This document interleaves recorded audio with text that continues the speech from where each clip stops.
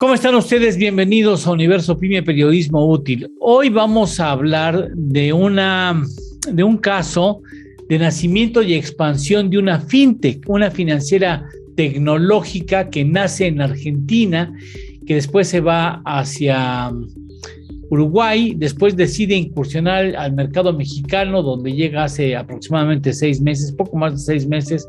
Después se va a Colombia, donde acaba de llegar, y sigue su expansión. Así es que vamos a conocer Alpréstamo. Desde Buenos Aires, Argentina, tenemos la posibilidad de hablar con el CFO, el Chief Financial Officer, el mero del dinero en la empresa de la que estamos hablando. Así es que bienvenidos, espero que lo disfruten.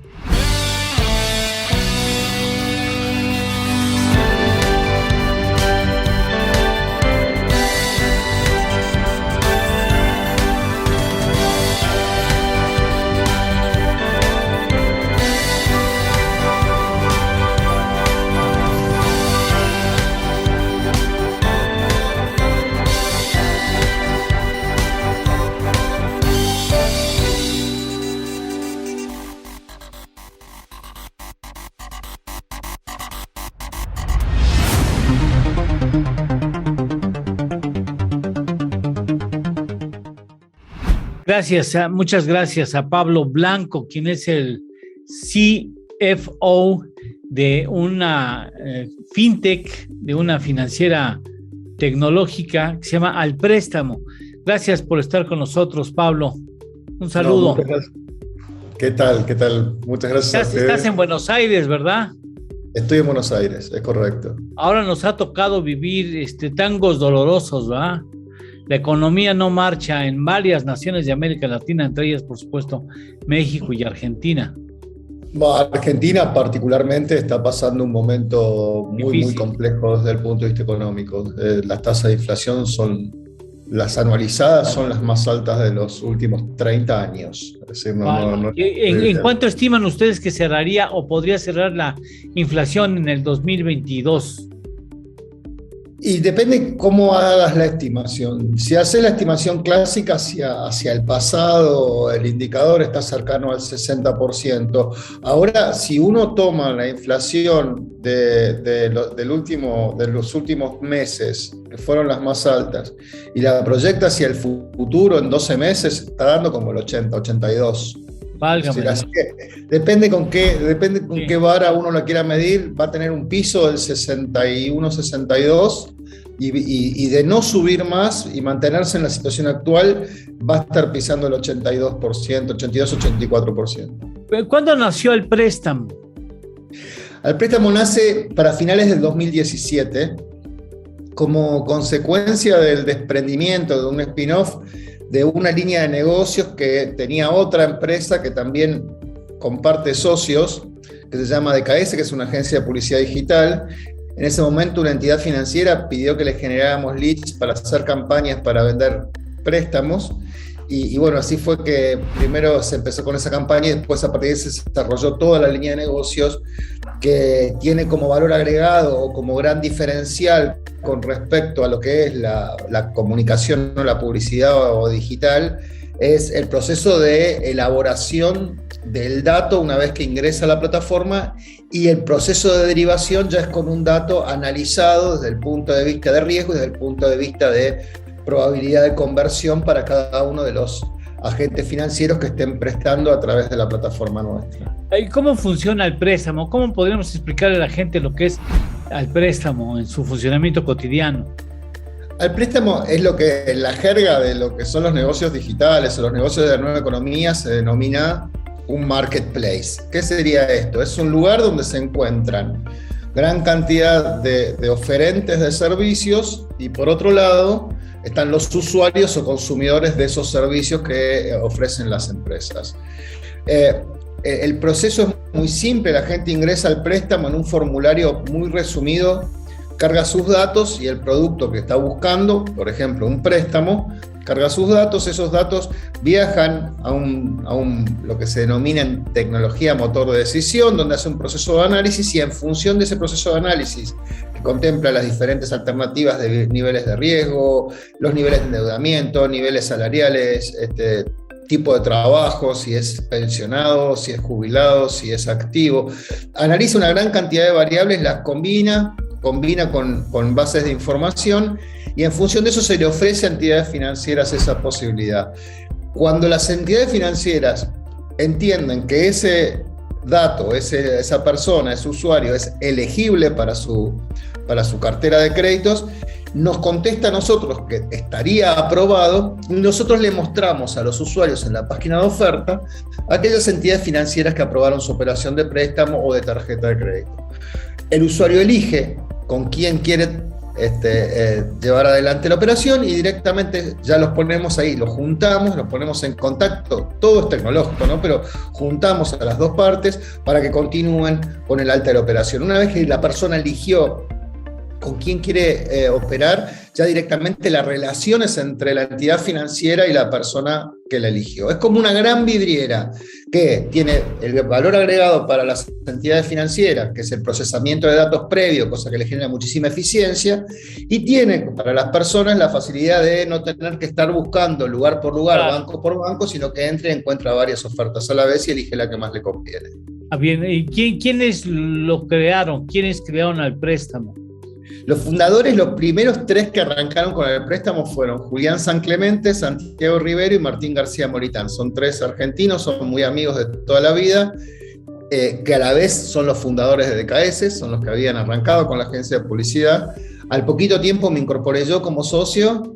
Ellos vienen del negocio de la publicidad, yo vengo del negocio financiero. Mi vida transcurrió desde muy joven, siempre en lo que son instituciones financieras. Y al poco más tiempo me incorporé y hoy los que estamos gerenciando al préstamo son Julián San Clemente, que es el CEO, Santiago Rivero y yo. Martín García Moritán sigue siendo socio, pero no tiene actividad directa. Nació en 2017. Fines de 2017, sí, correcto. ¿Y cuándo es la primera incursión internacional de ustedes? En el 2019 hicimos un primer intento en España. Ahí hicimos algunas operaciones en España. España es un mercado súper exigente, muy avanzado, muy desarrollado, y hoy lo seguimos usando como laboratorio para ver qué es lo que va a venir más adelante en América Latina. Tenemos una operación muy pequeña que ya ni la nombramos, pero lo que hacemos es concretamente poder estar adelantándonos. La primera operación grande que hacemos a nivel internacional fuera de Argentina es en Uruguay, que la lanzamos fuerte en el 2020. Ya el año pasado fue un año de muchísima facturación en Uruguay, nos fue realmente muy bien. Y el tercer país al que fuimos fue México, que fue para el último trimestre del año pasado, pero con mucha aceleración a partir de estos meses actuales. En este modelo, ¿dónde gana al préstamo? No, al préstamo está buena la pregunta porque está bueno aclarar para la gente que al préstamo para el usuario es 100% gratuito. ¿Gratuita, sí? 100%. Nosotros cobramos una comisión o un fee, depende, con diferentes modalidades, a las entidades financieras siempre y cuando hayan concretado la operación. Que concreta la operación.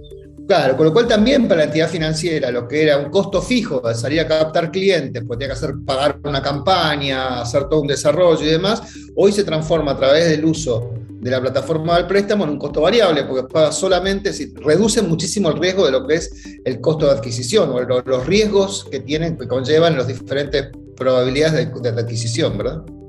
Sí, es papa segura, ¿no? Es una papita segura. Claro. Sí, le queda solamente es decir, a la entidad financiera le queda su métier, que es el riesgo. Sí, ya es, fírmale aquí, ¿no? Fírmale aquí de una vez, pues ya casi ya está hecha la operación. La investigación, claro, y todo eso ya está, ya se lo hicieron ustedes, ¿no? Le pasamos un montón de información, ellos también hacen su segunda evaluación. La responsabilidad siempre corre, obviamente, claro, por parte de la entidad financiera y es con quien contrata la persona, los usuarios contratan con las entidades financieras, pero es súper importante entender que, como decían antes, zapatero a tus zapatos, y que la entidad financiera se dedica a hacer su negocio, que es otorgar préstamos, otorgar tarjeta de crédito, otorgar seguros, pero no tenga que asumir otro riesgo más, que es si voy por este camino para adquirir clientes o por este camino para adquirir clientes, me va a salir uno más caro que el otro. Bueno, ese riesgo lo puede totalmente limitar. Hacemos una pausa y regresamos.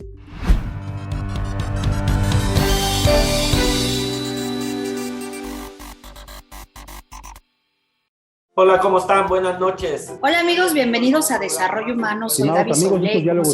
Amigos, qué gusto que nos acompañen, como siempre. Bueno, ya estamos aquí en Don Bienvenido a Dinero. Economía de Frente. En esta Amigos, ocasión bienvenidos a tendremos una el emisión más de privilegio su tener- programa En Derecho. Bienvenido. donde ponemos a tu alcance. Este es tu programa Factor Capital Humano. ¿Qué tal? Bienvenido a esta primera emisión.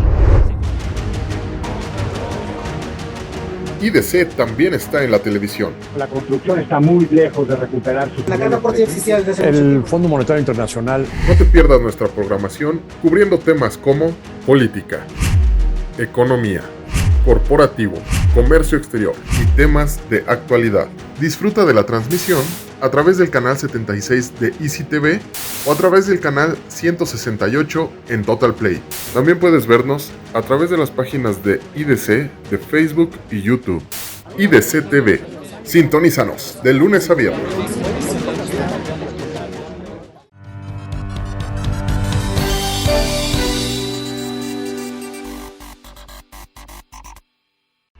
Oye, cuando nació el préstamo allá en Argentina, ¿había algo similar?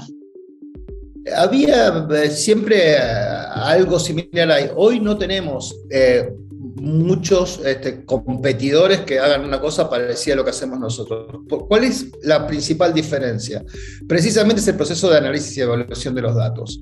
Es decir, ese proceso que hacemos nosotros, donde hoy trabajamos muchísimo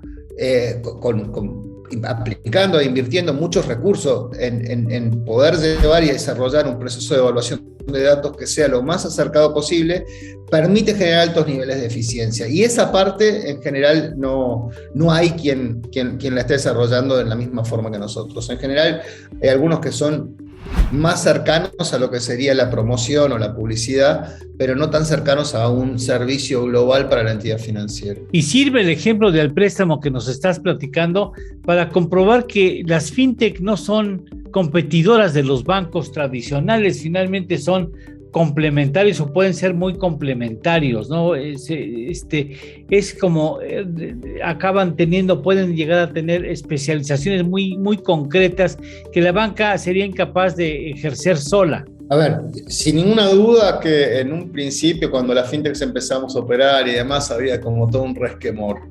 Yo creo que hoy ya el tema ese ya prácticamente ha quedado bastante allanado. En algunas cosas competimos, claramente, pero también los bancos compiten entre ellos y en otras cosas también trabajan diariamente. Es decir, los burós de crédito es un ejemplo claro de la solidaridad entre los mismos jugadores de un mismo mercado. Brindan toda esa información en función de mejorar su calidad de cartera y eso es beneficio de todo el mundo.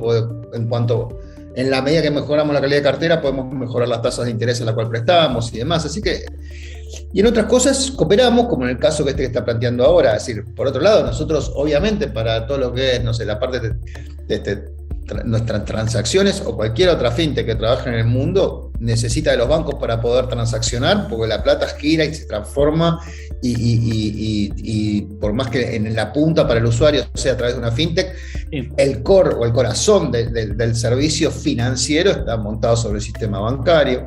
Creo que hay muchas cosas que nos podemos ayudar, complementar, apurar. Sin duda que la irrupción fintech también hizo que los bancos cambiaran muchísimo. Es decir, el proceso o los procesos implementados desde el sector fintech hizo que los bancos, fue como un sacudón. Tuvieron que modificar un montón de procesos, tuvieron que ponerse a altura competitiva y eso también mejoró muchísimo la calidad de servicio. Sí. Ahora, estás en Argentina, después te pasas a Uruguay, le tocas la puerta al vecino y entras. Después de Uruguay, ¿qué siguió? México. A ver, ¿qué representaba México para ustedes, estratégicamente hablando? A ver, México sin ninguna duda, México y Brasil sin ninguna duda para cualquier emprendedor latinoamericano son dos jugadas fuertes, importantes, en todo sentido. No hay que limitarlo tan solo al volumen. Uno por ahí a veces dice, no, bueno, México es una economía muy avanzada, con 140 millones de habitantes, pero a la vez con un producto muy alto per cápita, para lo que es América Latina, es un país muy potente. No solo eso es el desafío cuando nosotros decidimos ir a México, sino que aparte de ese desafío también está todo el desafío de el tipo de entidades con las que se trabaja, el nivel de maduración del mercado, en el nivel en el que están trabajando hoy. Es un mercado súper profesional. pero a la vez tiene un upside muy interesante porque también tiene un sector no bancarizado muy grande y nuestros servicios se llevan muy bien con los sectores no bancarizados en el buen sentido. Si somos una buena boca de entrada para aquellas personas que por una cuestión socioeconómica o por una cuestión de edad todavía no ingresó al sistema financiero. ¿Por qué? Porque le damos la posibilidad de elegir de una forma muy simple. Entonces, en todo esto, México hacía un combo de desafío súper interesante. Entonces, ¿qué se hace cuando vas a abordar, por ejemplo, el reto del caso mexicano? Buscas los datos, contratas una empresa que te dé los datos que necesitas, se vienen a México a hablar personalmente. ¿Cómo se hace ese abordaje del mercado mexicano? A ver, sí, cualquier llegada a un país tiene un montón de aristas. Tiene hasta el alimento tiene su chiste. Todo. Lo único bueno es que nosotros, en ese sentido, los socios nos acostumbramos rápido a cualquier tipo de dieta, así que eso está bueno. Tanto de comida como de bebida. No, hablando ahora en serio, a ver, y esto por ahí, si hay algún emprendedor que está escuchando, que está arrancando, hay una ley del emprendedor, es acostumbrate a prepararte la maleta y estar viajando si querés avanzar y hacer un desarrollo internacional. Eso no cabe duda, la gente, y sobre todo, si bien la pandemia un poquito modificó algunas costumbres, para algunas cosas el persona a persona es indispensable, para algunas charlas es indispensable y es súper importante. Sí, los pasos son, en primer lugar, ir a tratar con las entidades financieras, ¿no? Lo primero que hay que lograr es generar los contratos que hoy estamos avanzando en cerrar en México. Algunos ya están cerrados y operando y otros están empezando a trabajarse. Ese es un primer paso súper importante. El segundo paso es cerrar acuerdos con lo que sería en cada uno de los países Círculo de Crédito en México, es decir, los burós de créditos donde brindan información acerca de las personas que están solicitando alguna operación de riesgo. Y el tercer paso es empezar a invertir, y que es la parte más difícil y la que por ahí tiene la barrera de entrada más alta, empezar a invertir en la generación de los leads a través de buscadores. El más conocido es Google, pero hay una cantidad de fuentes de tráfico, también muy Facebook o cualquier red social, Instagram. Es decir, empezar a trabajar e invertir en lo que hace la generación de los leads para después poder, que es nuestra materia prima, que después de ser elaborada, es trasladada a los bancos. Una vez que se van conformando las bases de datos, ya tenemos condiciones para trabajar también sobre las mismas bases de datos. Hacemos una pequeña pausa y regresamos.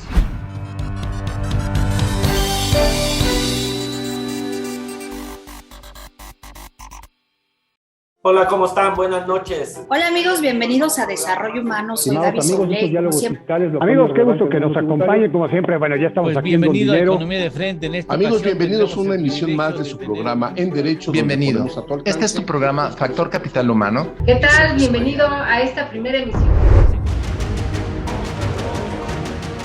IDC también está en la televisión. La construcción está muy lejos de recuperar su... La gran aporte oficial de el Fondo Monetario Internacional. No te pierdas nuestra programación cubriendo temas como política, economía, corporativo, comercio exterior y temas de actualidad.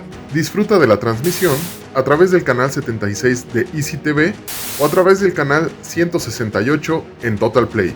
También puedes vernos a través de las páginas de IDC, de Facebook y YouTube. IDC TV. Sintonízanos de lunes a viernes.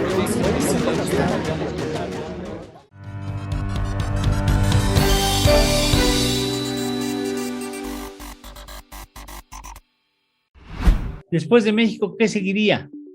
Ya estamos empezando a operar en Colombia hace 15 días. Y si me preguntas el próximo paso, ahí estamos viendo, pero teóricamente si nos guiamos por el roadmap que nosotros afirmamos, estaríamos apuntando a abrir Brasil para fin de año o principios del año que viene. Que está en América Latina, pero no es precisamente latinoamericano, ¿no? No, en realidad parece que no, parece que fuera algo trivial, pero la realidad es que el lenguaje es todo un tema, y vos me hacías la pregunta con respecto a lo de México.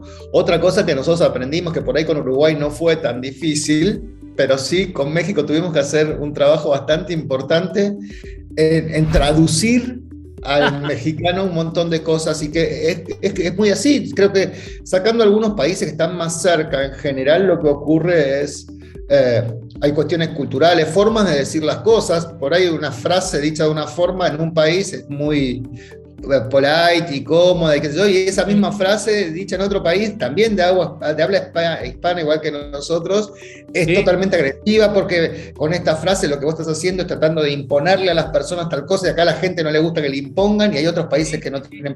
Bueno, ese tipo de cosas es otro aprendizaje interesante cuando uno quiere internacionalizar una organización.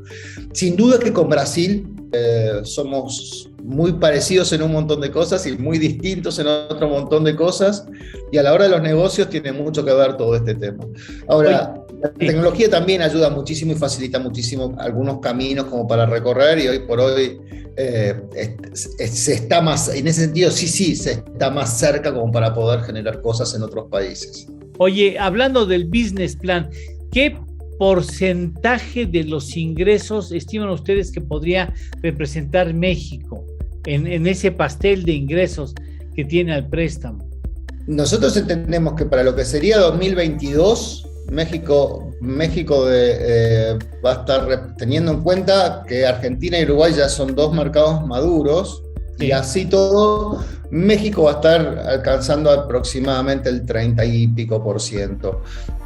Para el 2023 esa cifra ganaría muchísimo en términos relativos con respecto al resto de la facturación, porque ya con México en un término de mercado maduro debería facturar en términos nominales muchísimo más que Argentina y que Uruguay.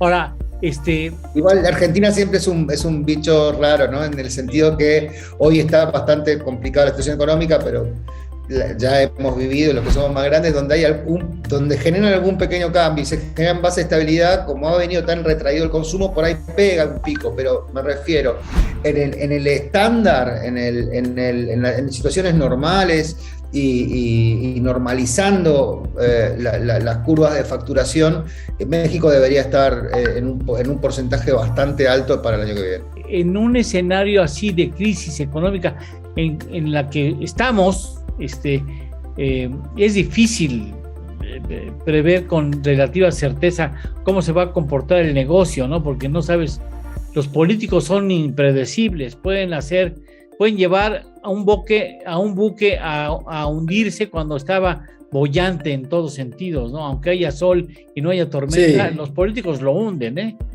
Sí, a ver, sin duda que cuando nosotros simulamos escenarios a futuro, hoy estamos teniendo en cuenta algunas cosas que para el negocio nuestro pueden ser súper importantes.